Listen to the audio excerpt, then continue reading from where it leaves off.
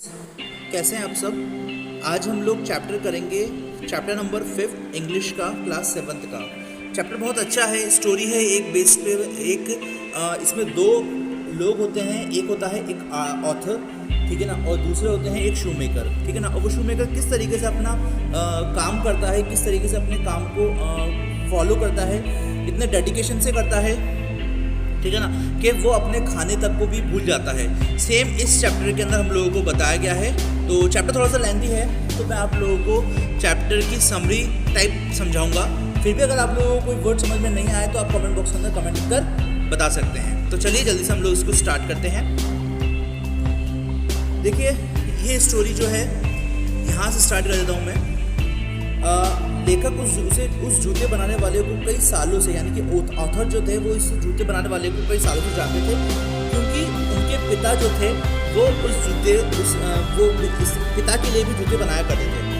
Mister जेस्लर अपने बड़े भाई के साथ लंदन की एक अपनी दुकान में रहते थे, यानी कि जो जेस्लर था, यानी कि शू मेकर जो थे, वो अपने बड़े भाई के साथ वहाँ रहा करते थे, लंदन की एक छोटी सी दुकान के अंदर। दुकान का कोई और पहचान नहीं थी, बस यह जेस्लर ब्रदर्स के नाम से जान जाती थी, ठीक है ना। यानी कि अगर आप लोग जब भी कभी कोई शू की शॉप पर जाते हैं, ठीक है, तो वहाँ पर बहुत सारे एडवर्टाइजमेंट लगे रहते हैं, लेकिन इनकी शॉप पर ऐसा कुछ भी नहीं था। सिर्फ एक जेस्लर ब्रदर्स की एक टैग लगा हुआ था, ठीक है ना। वो आदेश मिलने पर ही जूते बनाया करते थे, यानी कि जब ऑर्डर मिलता था तभी सिर्फ जूते बनाया करते थे जेस्लर ब्रदर्स। ऑथर ने मिस्टर जेस्लर से पूछा कि क्या उनको अलग अलग नाप के पैरों के लिए जूते बनाना थोड़ा बुरा नहीं लगता। यानी कि वो अलग अलग ऑथर पूछते हैं मिस्टर जेस्लर से कि आपको ऐसे अलग अलग नाप के जो जूते बना रहे हैं आप, तो आपको प्रॉब्लम नहीं होती। उस व्यक्ति ने, यानी कि जेस्लर ने भारी भरकम आवाज़ में जवाब दिया, यह तो एक कला है, यानी कि ये तो एक आर्ट है, ठीक है। जेस्लर ने जवाब दिया कि ये तो एक आर्ट है, तो मुझे बिल्कुल नहीं पसंद, मुझे बिल्कुल बहुत अच्छा लगता है ये। ज़्यादा समय मिस्टर जेस्लर जूते बनाने के काम में लगे रहते थे, मतलब पूरा टाइम जो था वो ज़्यादातर ऐसा टाइम था जो कि पूरा का पूरा टाइम वो जूते बनाते रहते थे और अपने कस्टमर्स की बात नहीं करते थे ज़्यादा, और अपने कस्टमर से ज़्यादा बात नहीं करते थे, सिर्फ और सिर्फ अपने काम पर ज़्यादा ध्यान देते थे।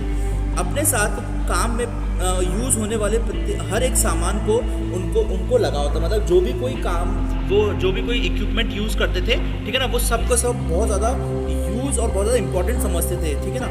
और बहुत जेस्लर ब्रदर्स जो थे, उनके द्वारा जो जूते बनाए जाते थे वो बहुत ज़्यादा स्ट्रॉन्ग, बहुत ज़्यादा मजबूत हुआ करते थे, ठीक है ना, बहुत ज़्यादा मजबूत हुआ करते थे, और वह बहुत ज़्यादा लंबे समय तक भी चला करते थे।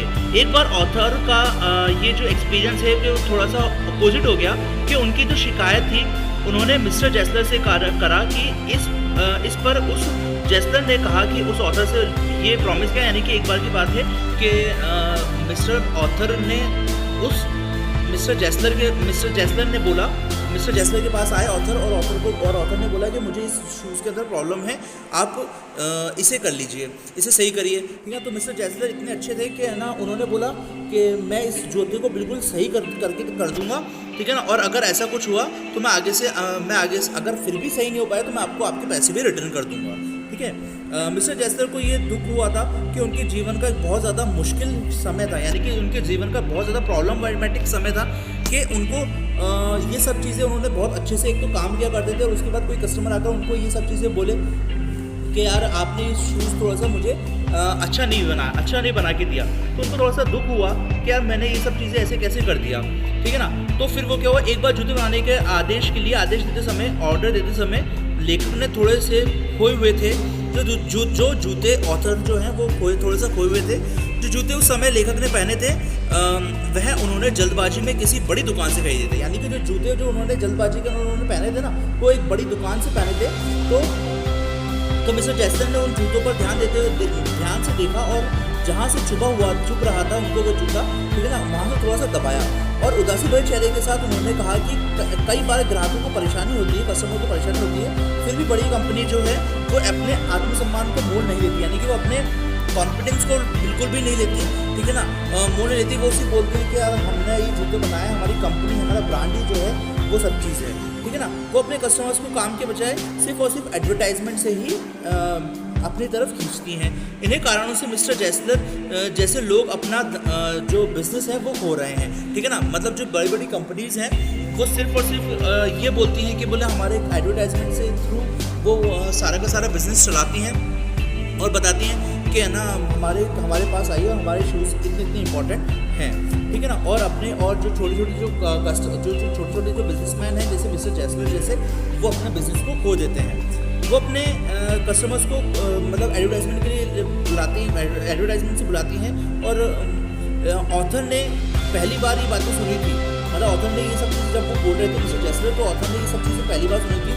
और मिस्टर जेसलर जो थे उन्हें मिस्टर जेसलर के लिए इतना ज़्यादा अफसोस हुआ मिस्टर जेसलर को कि उन्होंने कई जूते उसी टाइम बनाने का आदेश दे दिया, ठीक है ना। ये सब चीज़ें सुनने के बाद मिस्टर जेसलर ने कई सारे जूते बनाने का ऑर्डर दे दिया।